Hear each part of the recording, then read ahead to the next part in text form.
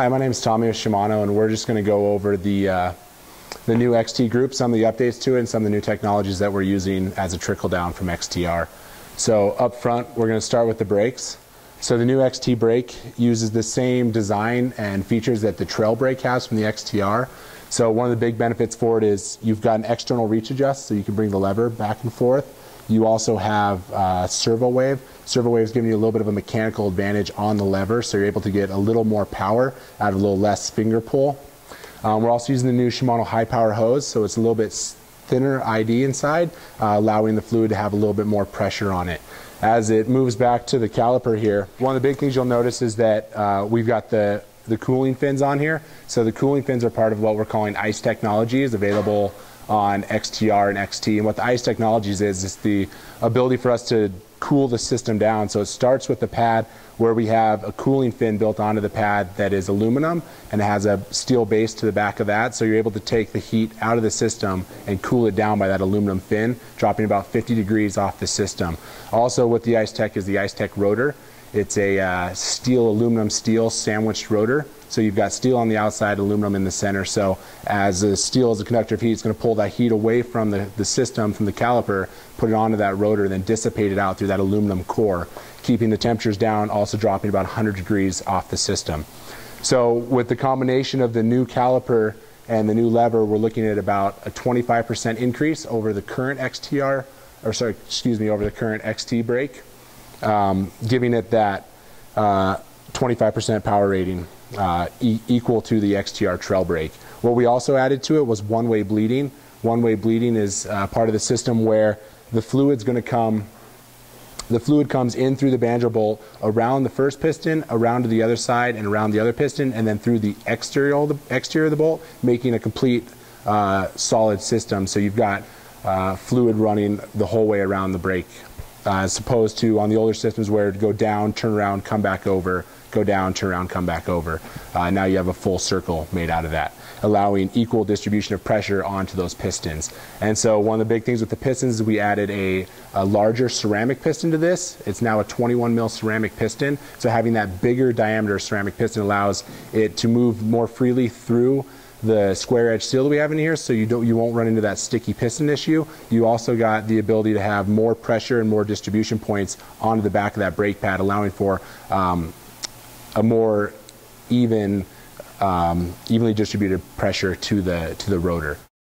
So from here we're going to go on to the shifters. One of the big things about the shifters is we now have all the technologies with XT that we do with XTR. So you have instant release, multi-release, and now two-way release. So now you have all the directions that XTR has. So you're able to get multiple gears from the return, multiple gears with the upshift, and you also have two-way shifting, so you're able to shift it from both directions.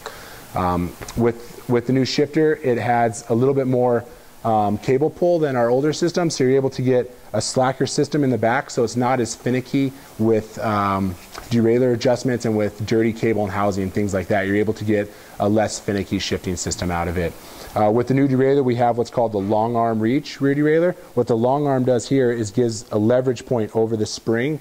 So on a current system, when you're shifting through gears 1, 2, 3, 4, 5, 6, it's very consistent, very linear. But when you get into 7, 8, and 9, you're starting to lose the mechanical advantage of the leverage over the spring. So it starts to get a little bit harder to push. The amount of force needed to make that gear shift gets harder and harder as you get to 7, 8, and 9. With the new Dynasys 10-speed system with this long arm, you keep that leverage ratio over the spring throughout the entire system, and so you're able to have an extremely linear shift. So now gears 1 and 2 feel exactly the same as a shift from 9 to 10. So it's much more light action, much more positive feel. And then with that also in the shifter, we added a positive click to it. So you're able to get a little bit more of a tactile feedback out of that shift. So through a very bumpy section, you know exactly how many gears you're grabbing and if you made the shift or not.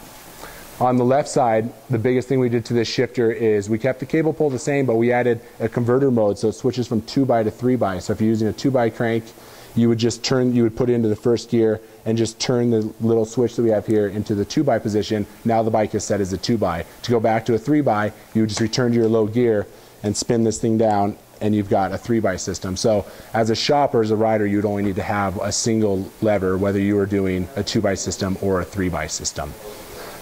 With that, we'll go to the crank. The crank is coming in the Dynasys options. And what the Dynasys options are 42 is a big ring, 32 as a middle ring and a 24 as a little ring. So this 24 little ring compared with a 36 in the back gives you about the exact same gear inch as you used to have on an older XT system, where you had a 22 and a 34. So you get the exact same gear inch with this different gearing system, but you reduce the amount of tension on that chain and on the system, therefore having less suspension bob and having less wear and tear on your components in the back. So you're able to get what we're calling Dynasys, is basically just has less tension on the system.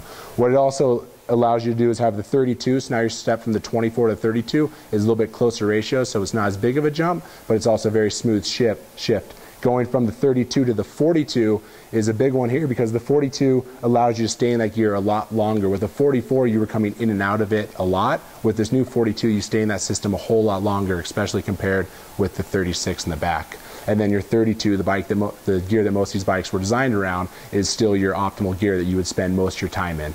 With the front derailleurs, moving on to the front derailleur, we've got 2 different models. We've optimized for shifting with either the 2x crank or the 3x crank. With that, we're doing a direct mount, a high mount, a low mount, and an E-type mount for both systems. So you're able to have each derailleur you need for all the different bikes that are out there right now. Okay, so when talking about the pedal, we've got 2 different options. We have a race pedal and a trail pedal. I'll start with the trail pedal. The trail pedal has a little bit of body built around it for 2 things. One, it's going to allow a protection around the pedal, so if you were to hit a rock or bump into something, it's not going to eject your foot. The other thing about the platform is when you're getting a little bit more wild with the trail pedal and getting kind of loose, you're able to find that platform a little bit easier when trying to clip back into the pedal.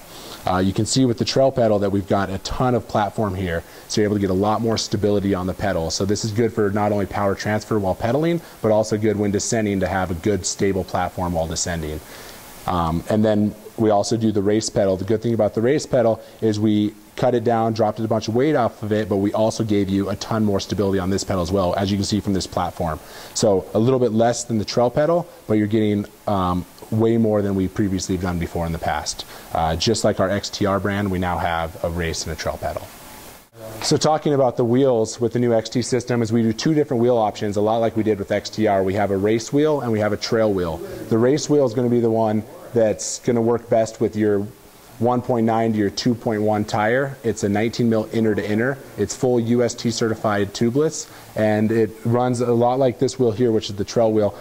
With both wheel systems, you've got a full tubeless system. You also have an aluminum thread threaded in 14 threads into the rim, so you're never going to have a cracking rim or have a nipple pull out of the rim. You've got a full T-nut welded into the rim with 14 threads in it that aluminum nipple will go into. And then you also have QR15 and standard quick release in the front options. One of the big things we did new this year in the rear is we now do a 12x142 through axle. So you're able to get that trail wheel in a 21 mil width. So the rim itself is 21 mils, inner to inner, which is going to be best for your 2.2 to your 2.4 tire profile. And it is available at that 12x142.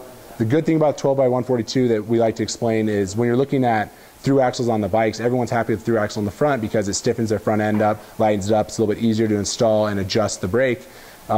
This is doing the exact same thing in the back. You're adding that 15% stiffness out of it. You're able to install a little bit easier, and it's making the brake less finicky to wheels in and out.